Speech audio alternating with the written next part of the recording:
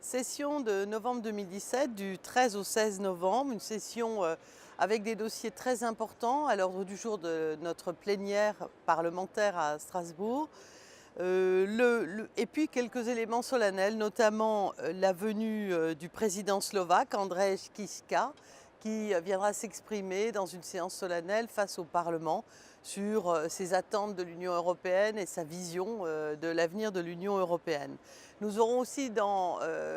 un autre ordre d'idées, mais aussi symboliquement, le prix Lux qui sera attribué à l'un des lauréats avec une traduction sous-titré dans les langues de l'Union européenne, qui est un prix qui est attribué une fois par an à des jeunes cinéastes en général qui parlent d'Europe. Nous aurons une série de textes, notamment un texte très important sur l'anti-dumping, c'est-à-dire à travers un vote final, nous allons essayer ensemble de protéger l'emploi et l'industrie dans l'Union européenne parce qu'il s'agit de combattre les pratiques commerciales déloyales des pays tiers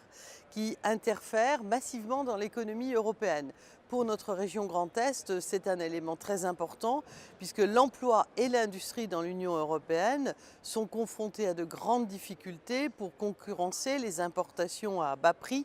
des pays qui ont une capacité de production excédentaire et des économies qui sont subventionnées. Alors évidemment, il n'y a pas besoin de dessin pour vous expliquer que je pense à l'acier chinois, mais il y a aussi, en dehors du secteur de l'acier, celui de l'aluminium, celui du ciment, celui des vélos, celui des produits chimiques, du verre, du papier, des panneaux solaires, etc. Et donc ce texte, à travers ce vote final, ciblera les importations dont les prix ne se basent pas sur le marché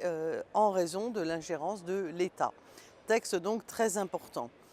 Nous reparlerons protection des consommateurs en ce qui concerne les escroqueries sur Internet, dont les consommateurs sont très nombreux à être victimes pour renforcer leurs droits. On parlera sécurité routière, vous retrouverez le détail sur le fait de rendre obligatoire pour les voitures neuves les systèmes d'aide à la conduite, des dispositifs de protection, de sécurité routière qui devraient devenir des équipements standards dans toutes les voitures neuves. On parlera de deux textes qui concernent directement ma commission des libertés, des affaires intérieures et de la justice, c'est-à-dire d'une part la situation de l'état de droit en Pologne qui, avec le gouvernement polonais, menace les valeurs fondamentales auxquelles le peuple polonais a souscrit en entrant dans l'Union européenne, notamment à travers des nouveaux dispositifs de système judiciaire et juridictionnel, ainsi que des éléments concernant le pluralisme des médias, la liberté d'opinion en Pologne. En parallèle, avec des gouvernants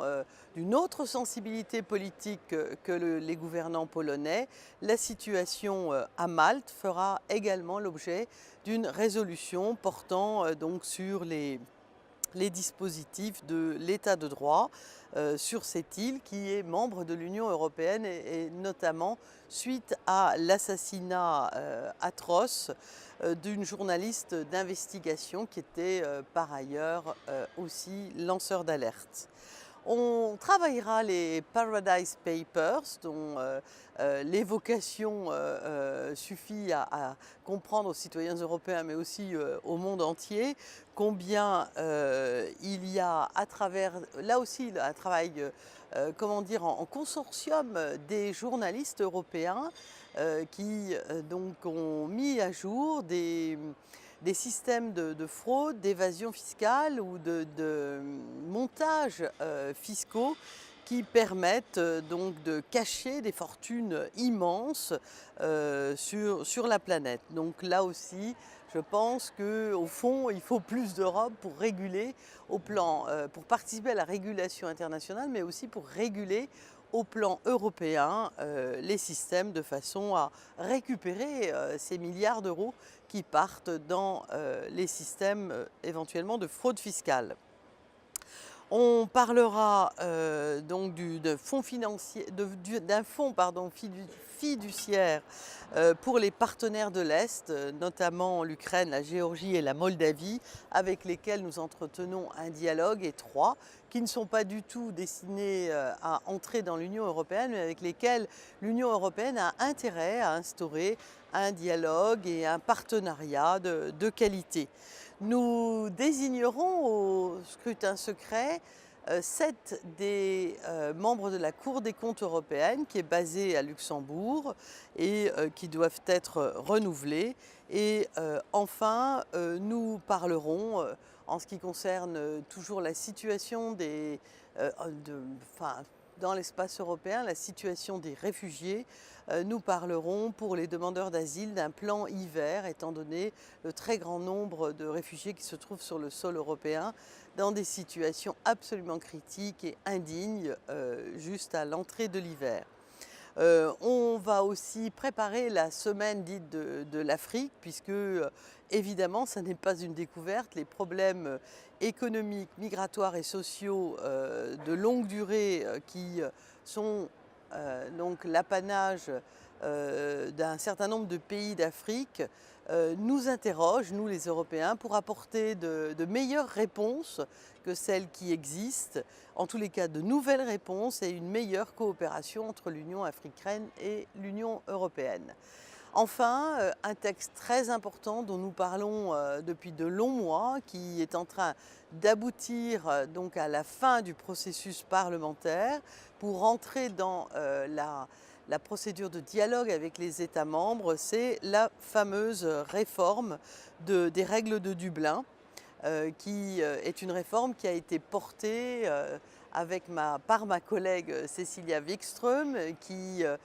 donc va permettre en tous les cas d'instaurer un système de solidarité et de responsabilité entre les États membres, tout en supprimant le premier pays d'accueil. Cette réforme de Dublin est non seulement attendue, mais elle est nécessaire. Elle doit permettre d'installer un système donc d'asile et un système d'organisation, également aussi des retours quand la situation l'exige, qui soit un régime structuré auquel participent tous les États membres, avec la menace donc, qui est clairement formulée dans le dispositif tel qu'il va entrer en discussion, en négociation avec les États membres, la menace de réduire les fonds structurels pour les États qui décideraient de ne prendre que ce qu'il y a de facile dans l'Union européenne et de laisser aux autres les tâches plus compliquées et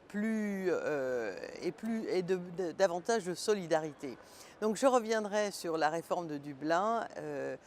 car c'est une étape extrêmement importante que nous allons passer en novembre pour entrer, je le redis, en discussion avec les États. Parce que l'Union européenne, c'est nous, c'est le Parlement représenté par l'élection au sein d'une seule assemblée, qui est le Parlement européen, qui représente le demi-milliard de citoyens. Mais c'est aussi, à côté de la Commission qui donne l'impulsion, où chaque État est représenté par un commissaire, c'est aussi une Chambre des États, donc le Conseil, qui est en co-législation avec le Parlement.